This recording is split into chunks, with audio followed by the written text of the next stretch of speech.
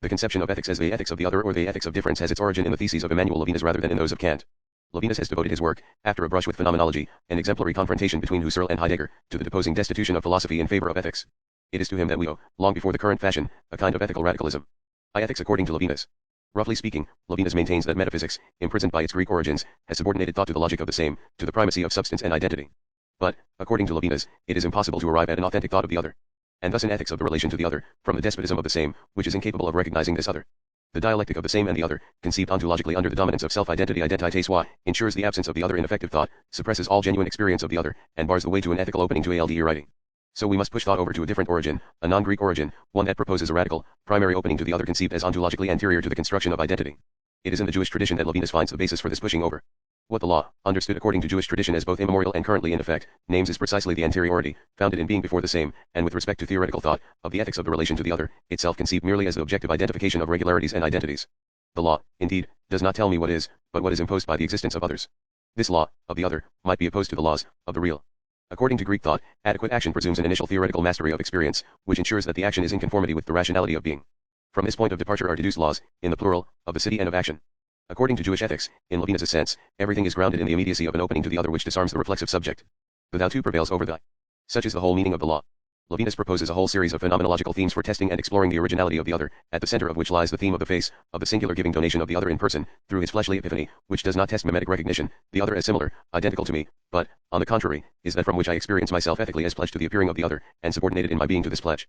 For Levinas, ethics is the new name of thought, thought which has thrown off its logical chains, the principle of identity, in favor of its prophetic submission to the law of founding ALDE writing.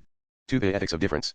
Whether they know it or not, it is in the name of this configuration that the proponents of ethics explain to us today that it amounts to recognition of the other, against racism, which would deny this other, or to the ethics of differences, against substantialist nationalism, which would exclude immigrants, or sexism, which would deny feminine being, or to multiculturalism, against the imposition of a unified model of behavior and intellectual approach. Or, quite simply, to good old-fashioned tolerance, which consists of not being offended by the fact that others think and act differently from you. This commonsensical discourse has neither force nor truth. It is defeated in advance in the competition it declares between tolerance and fanaticism, between the ethics of difference and racism, between recognition of the other and identitarian fixity. For the honor of philosophy, it is first of all necessary to admit that this ideology of a right to difference, the contemporary catechism of goodwill with regard to other cultures, are strikingly distant from Levinas' actual conception of things. 3. From the other to the altogether other. The principal, but also fairly superficial, objection that we might make to ethics in Levinas' sense is, what is it that testifies to the originality of my devotion to women to the other? The phenomenological analyses of the face, of the caress, of love, cannot by themselves ground the anti-ontological, or anti-identitarian, thesis of the author of totality and infinity. A mimetic conception that locates original access to the other in my own redoubled image also sheds light on that element of self-forgetting that characterizes the grasping of this other. What I cherish is that me myself at a distance which, precisely because it is objectified for my consciousness, founds me as a stable construction, as an interiority accessible in its exteriority. Psychoanalysis explains brilliantly how this construction of the ego in the identification with the other, this mirror effect, combines narcissism, I delight in the exteriority of the other insofar as he figures as myself made visible to myself, and aggressivity, I invest in the other my death drive, my own archaic desire for self-destruction. Here, however, we are a very long way from what Levinas wants to tell us. As always, the pure analysis of phenomenal appearing cannot decide between divergent orientations of thought. We need, in addition, to make explicit the axioms of thought that decide an orientation. The difficulty, which also defines the point of application for these axioms, can be explained as follows. The ethical primacy of the other over the same requires that the experience of ALDE be ontologically guaranteed as the experience of a distance, or of an essential non-identity, the traversal of which is the ethical experience itself. But nothing in the simple phenomenon of the other contains such a guarantee. And this simply because the finitude of the other's appearing certainly can be conceived as resemblance, or as imitation, and thus lead back to the logic of the same. The other always resembles me too much for the hypothesis of an originary exposure to his ALDE to be necessarily true.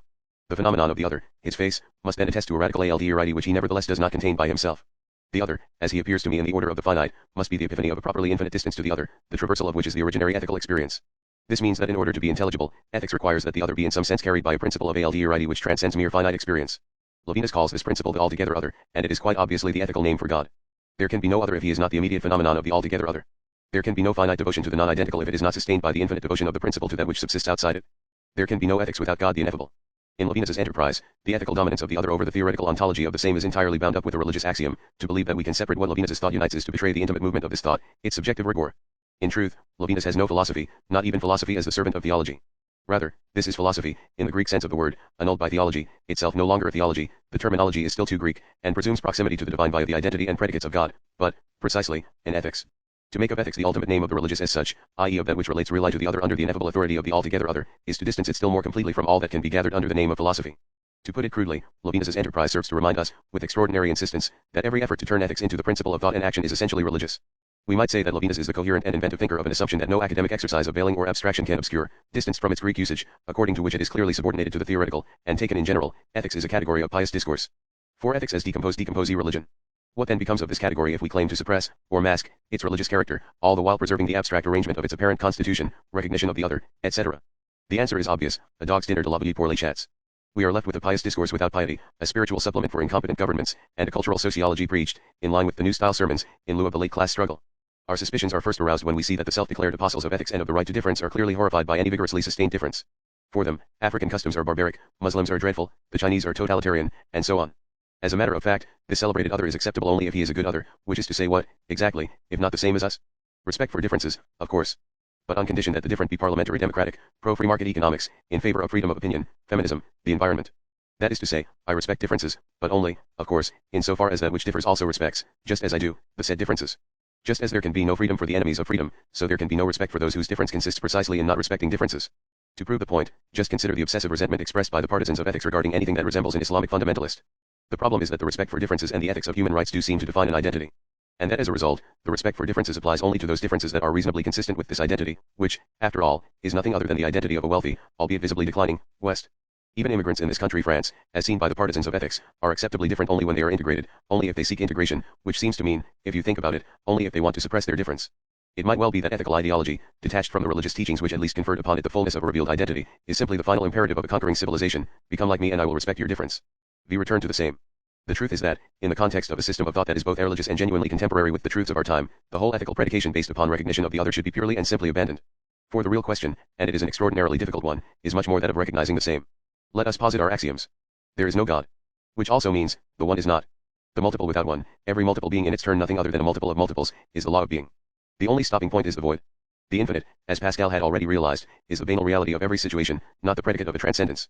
For the infinite, as Cantor demonstrated with the creation of set theory, is actually only the most general form of multiple being and multiple.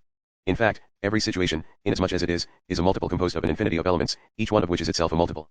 Considered in their simple belonging to a situation, to an infinite multiple, the animals of the species Homo sapiens are ordinary multiplicities. What, then, are we to make of the other, of differences, and of their ethical recognition? Infinite aldiurity is quite simply what there is.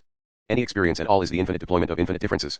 Even the apparently reflexive experience of myself is by no means the intuition of a unity but a labyrinth of differentiations, and Rimbaud was certainly not wrong when he said, I am another. There are as many differences, say, between a Chinese peasant and a young Norwegian professional as between myself and anybody at all, including myself. As many, but also, then, neither more nor less. 6. Cultural differences and culturalism. Contemporary ethics kicks up a big fuss about cultural differences. Its conception of the other is informed mainly by this kind of differences. Its great ideal is the peaceful coexistence of cultural, religious, and national communities, the refusal of exclusion. But what we must recognize is that these differences hold no interest for thought, that they amount to nothing more than the infinite and self-evident multiplicity of humankind, as obvious in the difference between me and my cousin from Lyon as it is between the Shiite community of Iraq and the fat cowboys of Texas. The objective, or historical, foundation of contemporary ethics is culturalism, in truth the tourist's fascination for the diversity of morals, customs, and beliefs. And in particular, for the irreducible medley of imaginary formations, religions, sexual representations, incarnations of authority. Yes, the essential objective basis of ethics rests on a vulgar sociology, directly inherited from the astonishment of the colonial encounter with savages. And we must not forget that there are also savages among us, the drug addicts of the banlieues, religious sects, the whole journalistic paraphernalia of menacing internal aldiurity, confronted by an ethics that offers, without changing its means of investigation, its recognition and its social workers. Against these trifling descriptions, of a reality that is both obvious and inconsistent in itself, genuine thought should affirm the following principle: since differences are what there is, and since every truth is the coming to be of that which is not yet, so differences are then precisely what truths depose, or render insignificant. No light is shed on any concrete situation by the notion of the recognition of the other. Every modern collective configuration involves people from everywhere, who have their different ways of eating and speaking, who wear different sorts of headgear, follow different religions, have complex and varied relations to sexuality, prefer authority or disorder, and such is the way of the world. 7. From the same two truths. Philosophically, if the other doesn't matter, it is indeed because the difficulty lies on the side of the same. The same, in effect, is not what is, i.e. the infinite multiplicity of differences, but what comes to be. I have already named that in regard to which only the advent of the same occurs, it is a truth. Only a truth is, as such, indifferent to differences. This is something we have always known, even if sophists of every age have always attempted to obscure its certainty. A truth is the same for all. What is to be postulated for one and all, what I have called our being immortal, certainly is not covered by the logic of cultural differences as insignificant as they are massive. It is our capacity for truth, our capacity to be that same that a truth convokes to its own sameness. Or in other words, depending on the circumstances, our capacity for science, love, politics, or art, since all truths, in my view, fall under one or another of these universal names. It is only through a genuine perversion, for which we will pay a terrible historical price, that we have sought to elaborate an ethics on the basis of cultural relativism. For this is to pretend that a merely contingent state of things can found a law. The only genuine ethics is of truths in the plural, or, more precisely, the only ethics is of processes of truth, of the labor that brings some truths into the world. Ethics must be taken in the sense presumed by Lacan when, against Kant and the notion of a general morality, he discusses the ethics of psychoanalysis. Ethics does not exist. There is only the ethic of politics, of love, of science, of art. There is not, in fact, one single subject, but as many subjects as there are truths, and as many subjective types as there are procedures of truths. As for me, I identify four fundamental subjective types: political, scientific, artistic, and amorous amoureux. Every human animal, by participating in a given singular truth, is inscribed in one of these four types. A philosophy sets out to construct a space of thought in which the different subjective types, expressed by the singular truths of its time, coexist. But this coexistence is not a unification, that is why it is impossible to speak of one ethics.